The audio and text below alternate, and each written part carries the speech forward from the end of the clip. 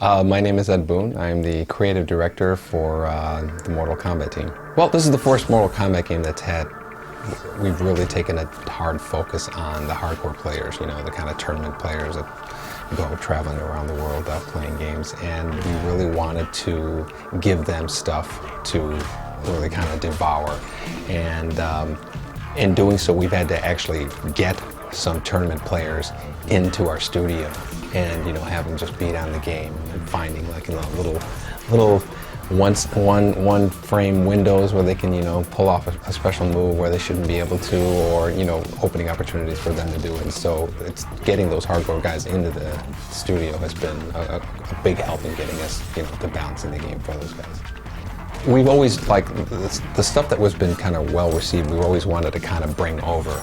And so, like in Mortal Kombat versus DC, we had these enhanced super moves that were, like, triggered off by a little bit more complicated special move, but some players couldn't do them. You know, they were just a little bit difficult to perform. And then we also had like breakers from Mortal Kombat Deception, and so we have this meter that that lets us regulate it. So we make it a lot easier to do an enhanced move, but we don't let a player spam it, basically, so that the restriction is on the super meter. So you can use a few of them up and then use it all up, or you can save it, do the big kind of crazy X-ray move, or you can do kind of your standard breaker, which will take two little segments from it. So that meter is really our way of kind of balancing and keeping things in control. Yeah, some of the characters are a little bit more direct translations from the 2D days. You know, I think Sector, Cyrax, you know, they have, you know, the net, the bombs, the teleport, and all that. And then other characters, they have kind of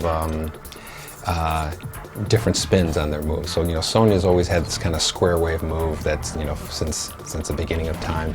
And now it's more of like an arcing move, and it has a lot of the same functionality, but it also has more of a downward attack as well. So it actually has two functions, you know, it has players jumping at you, you can get them, and then also going over a projectile and hitting somebody. So Sonya and Katana, they both, you know, they have kind of like some of the basic signature moves, but Katana feels a little bit more like MK2 Katana, you know, kind of like the crazy corner somebody and do outrageous damage in the corner. So some players like Sonya, we want to be more hardcore a little bit, and Katana is a little bit more accessible. We have various training modes in the game, you know, kind of like a fighting training mode, and this is the first time we have a fatality training mode, so you can sit there in a, you know, controlled environment without a gun to your head and without a timer ticking away, and it's going to display what the character's fatality move is.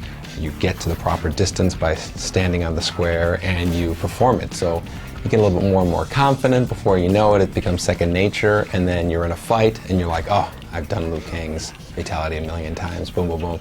You get more people performing fatalities, and that's the whole, you know, the whole goal with accessibility is more people experiencing the game, and that's really the result we're getting from that moment.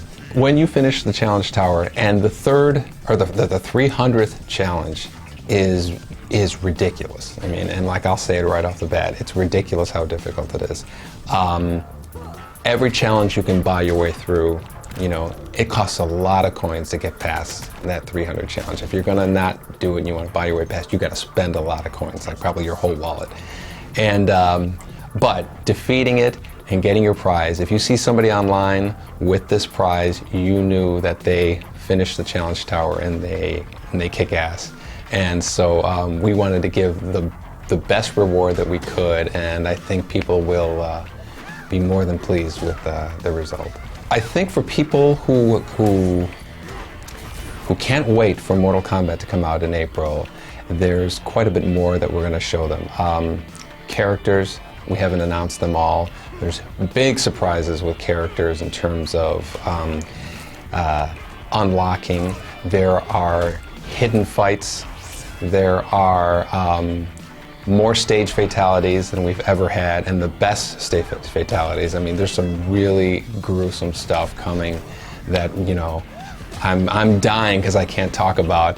And then there's like I said, at the top of the challenge tower is a great prize that people will want when they see it.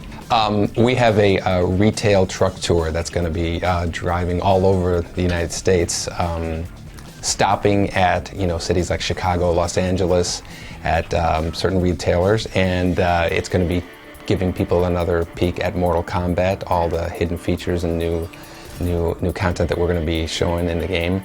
We are really excited about it. I'm going to be appearing at one or two of them, and we can't wait to see how people react. Mortal Kombat is coming out April 19th on the PlayStation 3 and Xbox 360.